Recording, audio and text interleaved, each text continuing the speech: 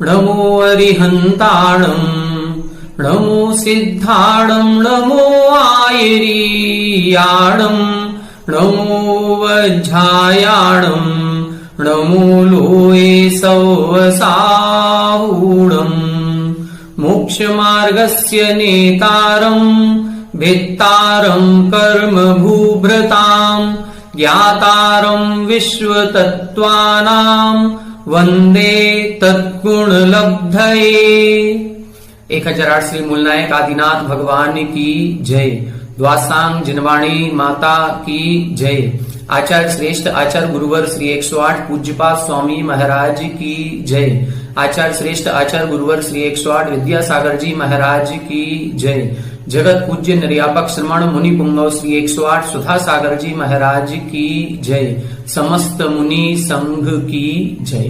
आलोक मोदी स्वाध्याय सुधा YouTube channel पर आप सभी दर्शकों का एक बार पुनः हार्दिक स्वागत, हार्दिक अभिनंदन।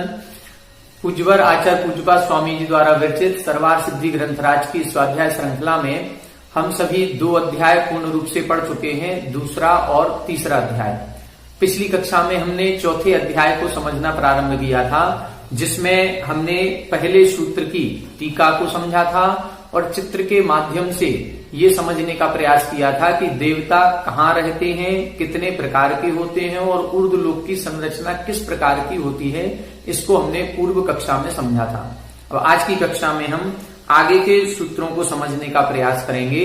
पहले सूत्र में हमने समझा था कि देव 4 प्रकार के होते हैं या 4 निकाय वाले होते हैं, भवनवासी, व्यंतर, ज्योतिष और वैमानिक। जिसमें हमने देखा कि भवनवासी और व्यंतर देव ये 2 प्रकार के देव अधोलोक में रत्न प्रभा भूमि के खरभाग और पंखभाग में निवास करते हैं। ज्योतिषी देव जो मध्यलोक है उसमें सुमेरु पर्वत है, उस सुमेरु पर्वत की परिक्रमा लगाते हैं सूर्य, चंद्रमा, ग्रह, नक्षत्र और तारे के रूप में। तो ये जो विमान है, इन विमानों में जो देव रहते हैं वो ज्योतिषी देव कहलाते हैं। और सुमेरु पर्वत की चूलिका के एक बाल के अंतर मात्र से ऊपर की ओर जो विमान पाए जाते हैं वो वैमानिक देव कहलाते हैं और वहां से ऊर्ध्वलोक प्रारंभ हो जाता है। वहां पर क्या है तो 16 स्वर्ग हैं, 16 स्वर्गों के ऊपर 9 ग्रहवेक हैं, 9 ग्रहवेक के ऊपर 9 अनुदिश हैं, 9 अनुदिश के ऊपर 5 अनुत्तर हैं, 5 अनुत्तर के ऊपर 12 योजन जगह खाली है, उसके ऊपर 8 योजन मोटी 8वीं भूमि होती है, जिसमें बीचों बीच सिद्धशिला बनी है और जिसके ऊपर 3 वात वलय होते हैं, गनुदधि वलय, घनवात वलय और तनुवात वलय। तो सिद्ध परमेष्ठी जो है वो तनुवात वलय के अग्रभाग में जाकर के विराजमान होते हैं। तो सिद्धशिला अलग है और सिद्ध क्षेत्र अलग है। सिद्धशिला अष्टम भूमि में है, ईसत प्रागभार भूमि में, और वहां से 3 कोस और 1575 धनुष ऊपर जाकर के सिद्ध परमेष्ठियों का निवास होता है। ये अपन ने अंतर पिछली कक्षा में समझा था। आइए देखें आगे पेज नंबर 177, उत्थान का 444 और सूत्र नंबर 2। अब यहां से इन देवताओं की विशेषताओं का वर्णन करेंगे। तो सबसे पहले लेस्या विशेषता बता रहे हैं कि लेस्या इनमें कौन कौन सी होती है। तब लिखा तेसाम लेस्या अवधारणार्थम उच्यते। तेसाम अर्थात उन 4 निकाय के देवों में लेस्या की अवधारणा बताने के लिए आगे का सूत्र कहते हैं कि इनमें कौन कौन सी लेस्या पाई जाती है। सूत्र लिखा आदितस्त्रिषु पीतांत लेस्याः। आदितस्त्रिषु पीतांत लेस्याः। यहां बता रहे हैं आदितः त्रिषु। आदितः यानी प्रारंभ से। पहले जो टीका में इन्होंने लिखा था सबसे पहला नाम कौन सा है, भवनवासी, फिर दूसरा व्यंतर, तीसरा ज्योतिष और फिर चौथा वैमानिक। तो पहला निकाय कौन सा है, भवनवासी, फिर व्यंतर, फिर ज्योतिष। तो आदितः त्रिषु प्रारंभ से 3 निकायों में। 3 निकाय कौन कौन से हो गए, भवनवासी, व्यंतर और ज्योतिष। इन 3 निकायों में पीतांत लेस्याः। पीत लेस्या है अंत में जिनके, ऐसे पीतांत। अब लेस्याओं के नाम अपन ने पढ़े थे, 6 लेस्याएं होती हैं, कृष्ण, नील, कापोत, पीत, पद्म, शुक्ल। तो अपन प्रारंभ करेंगे और पीत तक जाकर के रुक जाएंगे। तो कृष्ण, नील, कापोत और पीत, बस पीत तक ही लेना है। पीतांत, पीत तक ही इनको लेना है। मतलब ये जो प्रारंभ के 3 निकाय हैं, इनमें 4 प्रकार की लेस्याएं होती हैं। कृष्ण लेस्या, नील लेस्या, कापोत लेस्या और पीत लेस्या तक होती है। विशेषता क्या है? विशेषता ये समझें कि कृष्ण, नील और कापोत ये केवल मरण की अपेक्षा से है, पूरे जीवन काल नहीं होती। जैसे कोई जीव मरण किया और कृष्ण लेस्या में मरण करके भवनवासी व्यंतर और ज्योतिषों में जा सकता है, नील लेस्या में मरण करके इन 3 भवनत्रिकों में उत्पन्न हो सकता है। इसी तरह कापोत लेस्या में भी मरण करके इन 3 मिथ्या दृष्टि रूप से इन 3 भवनत्रिकों में उत्पन्न हो सकता है।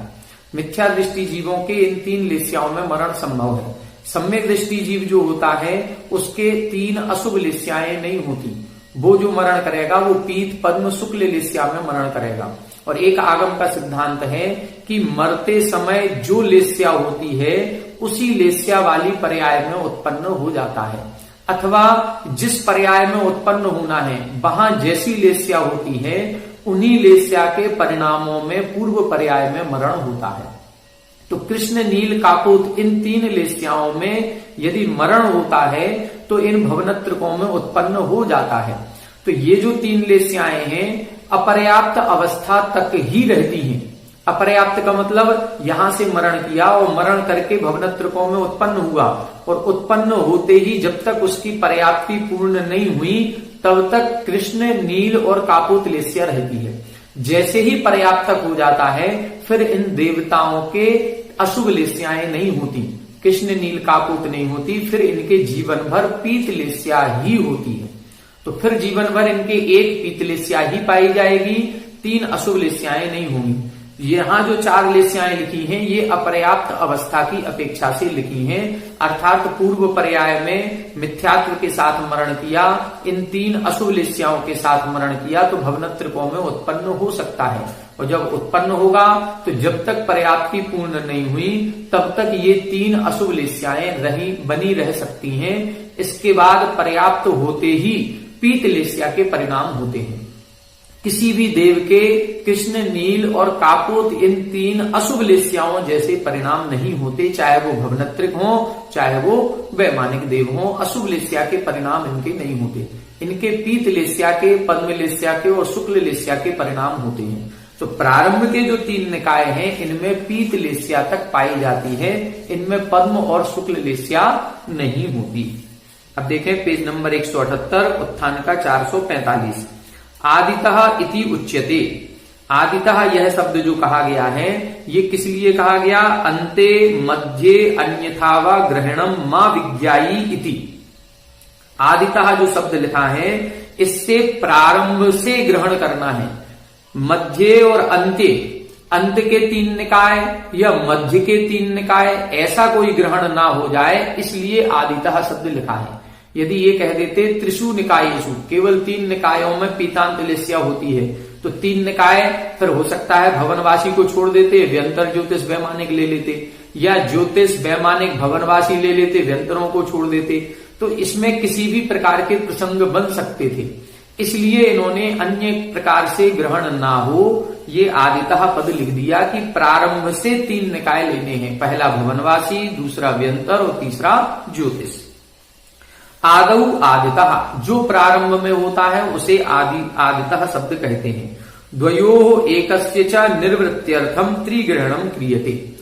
प्रारंभ का शब्द तो ग्रहण कर दिया, लेकिन प्रारंभ के 2 निकायों में कि 1 निकाय में कि चारों निकायों में, तो 2 और 1 की निवृत्ति करने के लिए त्रिग्रहणम क्रियते, 3 शब्द का ग्रहण किया है कि प्रारंभ के 2 निकायों में नहीं, प्रारंभ के पहले निकाय में नहीं, पहले के प्रारंभ के 3 निकायों में इन पीतांत तक लेस्या होती है, पीत लेस्या तक पाई जाती है। अथ चतुर्णाम निवृत्त्यर्थम कस्मात् न भवति।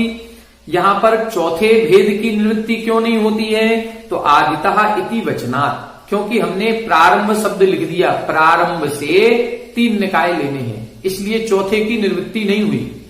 पहले और दूसरे की तो निवृत्ति होगी, चौथे की निवृत्ति नहीं हुई, इसलिए प्रारंभ के 3 निकायों को ग्रहण करना है। षड लेस्या उक्ता, 6 प्रकार की लेस्याएं कही गई हैं जिनका हम वर्णन कर चुके हैं। दूसरे अध्याय में और तीसरे अध्याय में जहां नारकी जीवों की लेस्या बताई उसमें अपन पढ़ चुके हैं। तत्र चतस्रिणाम लेस्यानाम ग्रहणार्थम पीतांत ग्रहणम क्रियते। वहां पर जो 6 प्रकार की लेस्याएं हैं, उन 6 लेस्याओं में से चतस्रिणाम 4 लेस्याओं का ग्रहण करने के लिए पीतांत ग्रहणम क्रियते, पीतांत शब्द का ग्रहण किया है। 4 कौन कौन सी लेनी है? कृष्ण, नील, कापोत और पीत, इन 4 लेस्याओं का ग्रहण करना है। आगे क्या लिखा? पीतम तेज इत्यर्था, पीत लेस्या कहें या तेजो लेस्या कहें, एक ही चीज है। कहीं कहीं तेज लेस्या नाम भी मिलता है और कहीं पीत लेस्या भी मिलता है। पीता अंते यासाम ताह पीतांता, और ये पीत लेस्या जिनके अंत में है उसको हम पीतांत कहते हैं। पीतांता लेस्या एसाम ते पीतांत लेस्या, और पीतांत लेस्या जिनके अंत में है वो पीतांत लेस्या कहलाती है। पहले पीत लेस्या का अंत शब्द के साथ समास किया, फिर पीतांत का लेस्या शब्द के साथ समास किया, इसलिए ये 2 बार शब्द आ गया। एतत् उक्तम भवति, इससे क्या अर्थ निकलता है? आदितः त्रिषु निकायेषु भवनवासी व्यंतर ज्योतिष्क नामसु देवानाम कृष्णा नीला कापोता पीत इति चतस्रो लेस्या भवन्ति। इस सूत्र से क्या अर्थ निकला? ये अर्थ निकला कि प्रारंभ के 3 निकायों में, कौन से 3 निकाय? भवनवासी, व्यंतर और ज्योतिष नाम वाले जितने देव हैं, उन देवों के 4 लेस्याएं होती हैं, कृष्ण, नील, कापोत और पीत, ऐसे चतस्रो लेस्या भवंती, ये 4 लेस्याएं होती हैं। ये कैसे होती हैं ये हमने आपको बता दिया कि जो 3 अशुभ लेस्याएं हैं ये मात्र अपर्याप्त अवस्था में ही होती हैं, पर्याप्त में नहीं होती। पर्याप्त अवस्था में तो एक पीत लेस्या ही मात्र होती है। 446 नंबर देखें, तेसाम निकायानाम अंतर विकल्प प्रतिपादनार्थम आह। अब यहां बता रहे हैं, जब निकाय की भेद किए थे पहले सूत्र में बताया था, तब उन्होंने लिखा था कि देवाह, ये बहुवचन क्यों लिखा है? तो क्योंकि इनके निकायों के भेद प्रभेद भी होते हैं। तो अब यहां लिख रहे हैं तेसाम निकाया नाम, उन निकायों के अंतर विकल्प प्रतिपादनार्थम, और अंदर कितने प्रभेद होते हैं इसका ज्ञान कराने के लिए अगला सूत्र लिख रहे हैं, दशाष्ट पंच द्वादश विकल्पा कल्पोपपन्न पर्यंताः। दशाष्ट पंच द्वादश विकल्पा कल्पोपपन्न पर्यंताः। यहां बता रहे हैं 10, 8, 5, 12 विकल्पा। विकल्प शब्द सभी में लगा लें। 10 विकल्प, 8 8 विकल्प, 5 यानी 5 विकल्प और 12 यानी 12 विकल्प होते हैं या भेद होते हैं। कहां तक होते हैं? कल्पोपपन्न पर्यंताः। कल्पोपपन्न तक, पर्यंत का मतलब क्या है? सीमावाची है, मर्यादावाची है कि यहां तक लगाना है। तो भवनवासी, व्यंतर, ज्योतिष और वैमानिक, ये क्रम है। इसी क्रम से लगाएंगे तो भवनवासियों के 10 भेद, व्यंतरों के 8 भेद, ज्योतिषियों के 5 भेद। अब वैमानिक देव कितने हैं? तो वैमानिक देवों में तो 16 स्वर्ग भी आते हैं, 9 ग्रहवेक भी आते हैं, 9 अनुदिश भी आते हैं, 5 अनुत्तर भी आते हैं। तो कहां तक भेद लगाने? ये 12 भेद, ये 12 भेद कल्पोपपन्न पर्यंता, जो कल्पोपपन्न कहलाते हैं वहां तक लगाना है। कल्पोपपन्न कहां तक कहलाते हैं इसकी विशेष व्याख्या आगे के सूत्रों में और टीका में आएगी। 447 नंबर देखें, चतुर्नाम देव निकायानाम दशादिभि संख्या शब्दैः यथा संख्यम अभिसंबंधो वेदितव्याः। यहां लिख रहे हैं चतुर्नाम देव निकायानाम, जो 4 देव निकाय कहे गए हैं उन चारों देव निकायों का दशादिभि, जो 10, 8, 5 और 12 ये जो संख्या शब्द लिखे हैं, इन संख्या शब्दों के साथ यथा संख्यम अभिसंबंधो, क्रमशः इनका संबंध जानना चाहिए। जैसे सबसे पहले भवनवासी, तो भवनवासियों के 10 भेद, जैसे 10 विकल्पा भवनवासिनः, 10 भेद किसके हैं? भवनवासियों के। 8 विकल्पा व्यंतराः, 8 भेद किसके हैं? व्यंतरों के। 5 विकल्पा ज्योतिष्काः, 5 विकल्प किसके हैं? ज्योतिषियों के। और 12 विकल्पा वैमानिकाः, और वैमानिक देवों के 12 भेद होते हैं।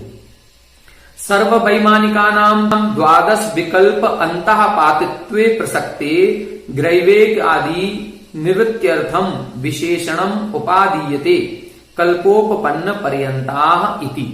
यहां क्या बता रहे हैं? यहां लिख रहे हैं सर्व वैमानिकानाम। अब वैमानिक शब्द लिख दिया तो सभी वैमानिक देवों का ग्रहण हो रहा है। और सभी वैमानिक देव द्वादश विकल्प अंतःपातित्व, सभी वैमानिक देवों के भेद हो जाएंगे 12 भेद। तो ये प्रसक्ते ऐसा ग्रहण होने पर ग्रैवादिकादि निवृत्त्यर्थम, ग्रैवेक आदि की निवृत्ति करने के लिए विशेषणम उपादीयते, एक विशेष विशेषण शब्द की उत्पत्ति यहां पर की गई है, कल्पोपपन्न पर्यंता। ये जो विशेष शब्द लिखा गया है ये इसीलिए लिखा गया है। इति अथ कथम कल्प संज्ञा, अब ये कल्प संज्ञा कैसे होती है, किसकी होती है, तब लिखा इंद्रादय प्रकारा 10 एतेषु कल्प्यन्ते इति कल्पाः। जो इंद्र आदि 10 प्रकार की भेद कहे गए हैं, या इंद्र आदि जो अगला सूत्र आएगा, इंद्र सामान्य त्रायस्त्रिंश इत्यादि, ये जो 10 भेद किए गए हैं, ये कल्पना जहां तक पाई जाती है उसको हम कल्प कहते हैं, और ये कल्पना जहां नहीं होती है उसको हम कल्पातीत कहते हैं। तो यहां देखें, भवनवासीषु तत्कल्पना संभवे अपि रूढ़िवशात् वैमानिकेषु एव वर्तते कल्प शब्दः। यहां कह रहे हैं जो कल्पोपपन्न पर्यंता लिखा है, तो कल्प शब्द ये जो 10 इंद्र सामान्य त्रायस्त्रिंश आदि का जो भेद है, ये भेद भवनवासियों में भी है, व्यंतरों में भी है, ज्योतिषियों में भी है, इन सभी में है, लेकिन फिर भी ये कल्पोपन्न नहीं कहलाएंगे। कल्पोपपन्न कल्प शब्द रूढ़िवशात् वैमानिक देवों में ही लगाया जाता है। जैसे कल्पोपन्न पर्यंता लिख दिया तो इधर भवनवासी व्यंतर और ज्योतिषियों का ग्रहण नहीं करना है, इधर वैमानिकों का ही ग्रहण करना है।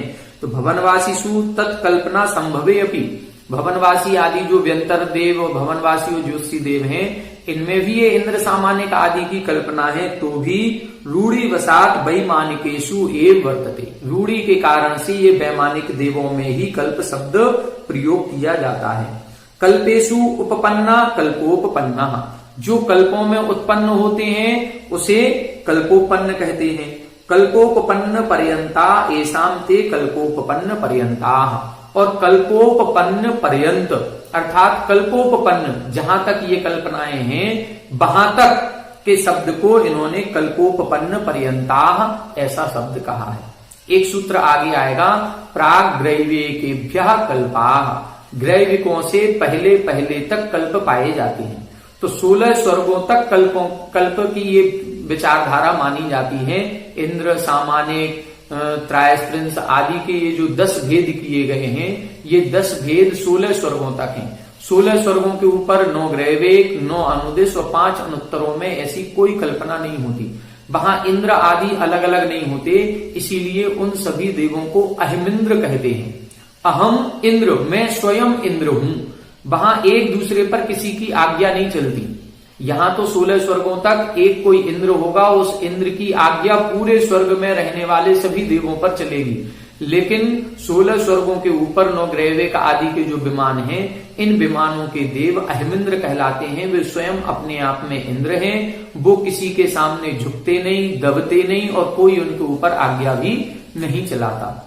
इसलिए ग्रैवेकों के पहले पहले तक कल्प संज्ञा पाई जाती है, उसी को हम कल्पोपन्न कहते हैं। तो यहां ये जो भेद किए गए हैं, 10 भेद भवनवासियों के, 8 भेद व्यंतरों के, ज्योतिषियों के 5 भेद और 12 भेद 16 स्वर्गों के किए गए हैं। ये 16 स्वर्गों में 12 भेद कैसे होंगे, ये इनके इंद्रों की अपेक्षा से किए जाते हैं। स्वर्ग 16 हैं लेकिन इंद्र 12 होते हैं। पहले 4 स्वर्गों में 4 इंद्र रहते हैं, अंत के 4 स्वर्गों में 4 इंद्र रहते हैं, और मध्य के जो 8 स्वर्ग होते हैं, इन 8 स्वर्गों में 2-2 युगल में एक एक इंद्र रहता है। एक इंद्र ही दोनों स्वर्गों की व्यवस्था देखेगा। जैसे ब्रह्म ब्रह्मोत्तर, ये दोनों स्वर्गों में एक ब्रह्मेंद्र होगा, लांतव कापिष्ट में से एक लांतवेंद्र होगा, शुक्र महाशुक्र में शुक्रेंद्र और सतार सहस्रार में सतारेंद्र। ऐसी ये 4 इंद्रों की कल्पना की जाती है। इसलिए स्वर्ग 16 हैं और इंद्र 12 होते हैं। अब ये इंद्र आदि क्या कहलाते हैं, अगली देखें 448। पुनरपि तद विशेष प्रतिपत्त्यर्थम आह, आगे और भी इनकी विशेषताएं बताने के लिए अगला सूत्र लिख रहे हैं। इंद्र सामानिक त्रायस्त्रिंश पारिषदात्मरक्ष लोकपालानीक प्रकीर्ण का अभियोग्य किलविशिकाश्चैत्सः। इंद्र सामानिक त्रायस्त्रिंस पारिषदात्मरक्ष लोकपालानीक प्रकीर्ण काभियोग्य किलविशिकास चैक्सः। यहां लिखा है चैक्सः, च एक सह, एक सह का मतलब होता है प्रत्येक के, सभी में, चाहे भवनवासी हो, चाहे व्यंतर हो, चाहे ज्योतिष हो, चाहे कल्पोपन्न पर्यंत के वैमानिक देव हो, सभी के ये 10 भेद जानने चाहिए। 10 भेद कौन कौन से? इंद्र, फिर सामानिक, फिर त्रायस्त्रिंस, फिर पारिषद, फिर आत्मरक्ष, फिर लोकपाल, फिर अनीक, फिर प्रकीर्णक, फिर आभियोग्य और फिर किलविशिक। ऐसे ये 10 भेद सभी में लगाने चाहिए, भवनवासियों में, व्यंतरों में, ज्योतिषियों में और 16वें स्वर्ग तक के देवों में। इनके अब स्वरूप को समझते हैं। 449 नंबर। अन्य देव असाधारण अणिमादि गुण योगात इंदंतीति इंद्राः। इंद्र किसे कहते हैं यहां बता रहे हैं। अन्य देव असाधारण, जो सभी देवों में नहीं पाई जाती, केवल किसी एक विशेष देव में जो विशेषता पाई जाती है, ऐसे असाधारण अणिमा आदि गुणोपेत, अर्थात अणिमा, महिमा, गरिमा, लघिमा, प्राप्ति, प्राकाम्य, ये जो 8 प्रकार की रिद्धि होती हैं, इन 8 प्रकार की विशेष रिद्धियों से सहित होकर के जो इंदंती सुशोभित होते हैं, उसे इंद्र कहते हैं। अन्य सभी देवों में भी 8 रिद्धियां होती हैं, लेकिन वो 8 रिद्धियां विशेषताओं को ग्रहण करके नहीं होती हैं। इंद्रों की जो विशेषताएं होती हैं, उनकी रिद्धियां असाधारण होती हैं, सभी के नहीं होती। आज्ञा ऐश्वर्य वर्जितम यत स्थान आयु वीर्य परिवार भोग उपभोग आदि तत्समानम तस्मिन् समाने भवाः सामानिकाः महत्तरा पितृ गुरु उपाध्याय तुल्याः। यहां बता रहे हैं, पहला शब्द लिखा था इंद्र, इंद्र के बारे में बता दिया कि जो अणिमा आदि विशेष रिद्धियों से संपन्न होते हैं वो इंद्र कहलाते हैं। सामान्य किसे कहते हैं? आज्ञा ऐश्वर्य वर्जितम, आज्ञा को छोड़ दें, उनकी आज्ञा नहीं चलेगी। ऐश्वर्य को भी छोड़ दें, उनका ऐश्वर्य भी इंद्रों के समान नहीं होगा। लेकिन आज्ञा और ऐश्वर्य को छोड़ने के बाद बाकी उनका स्थान, उनकी आयु, उनकी वीर यानी शक्ति, उनका परिवार, उनका भोग, उनका उपभोग, ये सब समान होता है। ये सब समान होगा। जितना भोग उपभोग इंद्रों का है उतना ही सामान्यकों का है। जितनी शक्ति इंद्रों की है उतनी शक्ति सामान्यकों की है। सब बराबर होगी, बस अंतर कितना होगा? उनकी आज्ञा चलती है इंद्रों की, इनकी आज्ञा नहीं चलेगी। उनका विशेष ऐश्वर्य होता है, इनका कोई विशेष ऐश्वर्य नहीं होता। बस तस्मिन् समाने भवाः सामानिकाः, इसलिए उनके समान होने के कारण से इनको सामानिक कहते हैं। ये कैसे होते हैं? महत्तराः पितृ गुरु उपाध्याय तुल्याः, ये महान होते हैं और पिता के समान, गुरु के समान और उपाध्याय के समान होते हैं। इनको आदर सम्मान दिया जाता है। जैसे हमारे यहाँ भी पिताजी को, माता पिता को और अपने गुरुजनों को जो आदर सम्मान दिया जाता है, वो आदर सम्मान यहाँ पर भी इन सामानिक देवों को प्राप्त होता है। आगे क्या लिखा? मंत्री पुरोहित स्थानीयाः त्रायस्त्रिंसाः। त्रायस्त्रिंस किसे कहते हैं? जो मंत्री और पुरोहित के समान होते हैं। इंद्र के साथ मंत्री होगा तो मंत्री के समान जो होता है उसे हम त्रायस्त्रिंस कहते हैं। अथवा त्रयस्त्रिंशत एव त्रायस्त्रिंसाः, ये जो देव होते हैं मंत्री पुरोहित के समान, ये 33 होते हैं और 33 को संस्कृत में बोलते हैं त्रयस्त्रिंशत। तो इनकी संख्या 33 ही होती है, इसलिए इनको त्रायस्त्रिंस भी कहते हैं। वयस्य पीठ मर्द सदृशाः परिषदि भवाः पारिषदाः। वयस्य पीठ मर्द सदृशाः, वयस्य यानी आयु में जो समान होते हैं, और पीठ मर्द, पीठ मर्द का मतलब होता है जो प्रेमी प्रेमिकाएं होती हैं उनको मिलाने में जो एक दूसरे की सहायता करते हैं, अर्थात प्रेम पूर्वक वातावरण जो रखते हैं, ऐसे उन देवताओं को परिषदी अर्थात पारिषद देव कहते हैं। जो समान उम्र के होते हैं, मित्र के समान होते हैं, प्रेमी के समान होते हैं, ऐसे परिषदी भवा जो परिषद में पाए जाते हैं उनको पारिषद कहते हैं। या सभा के जो सदस्य होते हैं उनको परिषद कहते हैं, पारिषद जाति के देव कहते हैं। आत्मरक्षाः शिरो रक्षोपमानाः। आत्मरक्ष किसे कहते हैं? बॉडीगार्ड, जो शिरोरक्षक माना, जो हमारे सभी अंगों की रक्षा करते हैं, उसको हम आत्मरक्ष नाम के देव कहते हैं। देवताओं को किसी से कोई विशेष खतरा नहीं है, लेकिन फिर भी इंद्र आदि का जो वैभव होता है कि जब इंद्र चलेगा तो इंद्र के साथ पीछे 10 बॉडीगार्ड भी चलेंगे, तो बॉडीगार्ड के समान जो होते हैं उनको हम आत्मरक्ष देव कहते हैं। अर्थचरा रक्षक समाना लोकपाला। अर्थचरा, अर्थचरा का मतलब होता है जो पृथ्वी का पालन करते हैं, पृथ्वी की रक्षा करते हैं। पृथ्वी का मतलब अन्य देवताओं की जो रक्षा करते हैं, ऐसे रक्षक के समान जो होते हैं वो लोकपाल कहलाते हैं। लोकम पालयंती इति लोकपाला, जो लोक को पालन करते हैं, संसार की रक्षा करते हैं, संसार का पालन करते हैं, उनको लोकपाल कहते हैं। जैसे हम लोगों के यहाँ कोतवाली होती है, कोतवाली में जो कोतवाल होता है, पुलिस होती है, एसपी होते हैं, ये सब क्या है? पूरे संसार की रक्षा करते हैं। इसी प्रकार से देवताओं में भी यह एक विशेष प्रकार का पद पाया जाता है। पदाति आदीनी सप्त अनेकानी दंड स्थानीयानी। पदाति 7 प्रकार की सेना होती है, पैदल चलने वाली सेना, ऊंट पर बैठ करके चलने वाली, हाथी पर बैठ करके चलने वाली, और दंड स्थानीयानी अर्थात कोई दंड लेकर के चलेगा, भाला लेकर के, कोई धनुष लेकर के, कोई तलवार लेकर के। तो इस प्रकार की ये 7 प्रकार की जो सेना होती है, उस सेना को हम पदाति, उस सेना को हम अनीक अर्थात अनेक प्रकार के देव कहते हैं। अनेक का मतलब है जो 7 प्रकार की सेना में सम्मिलित होते हैं, ऐसे देवताओं को अनेक कहते हैं। प्रकीर्णकाः पौर जानपद कल्पाः। प्रकीर्णक किसे कहते हैं? पुर और जनपद के समान जो होते हैं। पुर यानी कोई नगर, जनपद यानी कोई एक जिला, कोई एक गांव, कस्बा या नगर जिस प्रकार से बसता है, उसमें जो आम साधारण लोग रहते हैं, उन साधारण लोगों के समान जो रहते हैं वो प्रकीर्णक कहलाते हैं। मतलब असंख्यातों देव एक विमान में रहते हैं, उन असंख्यातों देवों में से कुछ एक ऐसा होगा जिसकी आज्ञा चलेगी, जिसका वैभव विशेष होगा, वो इंद्र कहलाएगा। कुछ ऐसे होंगे जो इंद्रों के समान वैभव वाले तो हैं लेकिन आज्ञा नहीं चलती है, जो आदरणीय होते हैं, सम्माननीय होते हैं, वो सामान्य कहलाते हैं।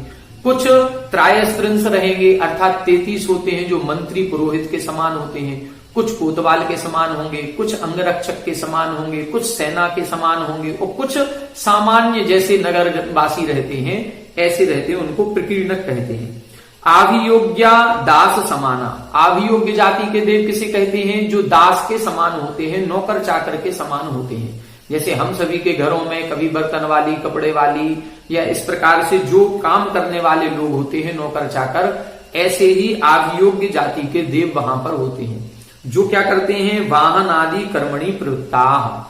किसी देव को ऊर्ध्व लोक से मान लो मध्य लोक में आना है, जब सौधर्म इंद्र आता है तो ऐरावत हाथी पर बैठ करके आएगा, तो ऐरावत हाथी कहां से आएगा वहां? तो ये आभियोग्य जाति के जो देव होते हैं, ये ही हाथी के रूप में कन्वर्ट हो जाते हैं, अपनी विक्रिया से अपना रूप हाथी के समान बना लेते हैं, और ये वाहन का काम करते हैं। इन्हीं के ऊपर बैठ करके इंद्र आएगा।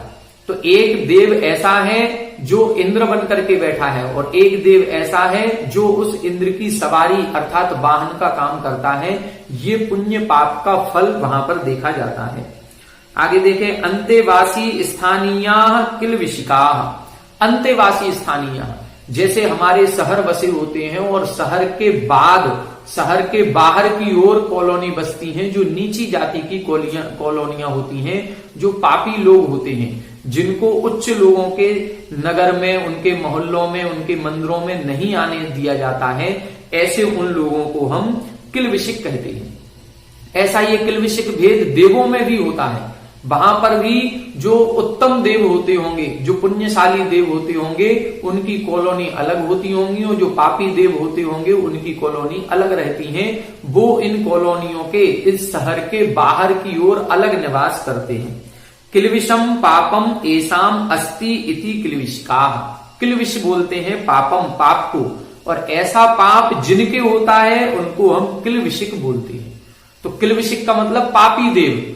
देव तो बन गए, देवगति नाम कर्म का उदय उनके आ गया, ऐसा पुण्य किया था कि देवगति में उत्पन्न हुए, लेकिन ऐसा कोई पाप भी किया होगा कि वहां पर उन देवताओं में भी उच्च स्थान को प्राप्त नहीं कर पाए, वहां पर भी वो निम्न कर्म करते हैं और पापी देव कहलाते हैं। इस प्रकार से ये 10 भेद उन सभी देवों में पाए जाते हैं, भवनवासियों में भी, व्यंतर में भी, ज्योतिषियों में भी और वैमानिकों में भी।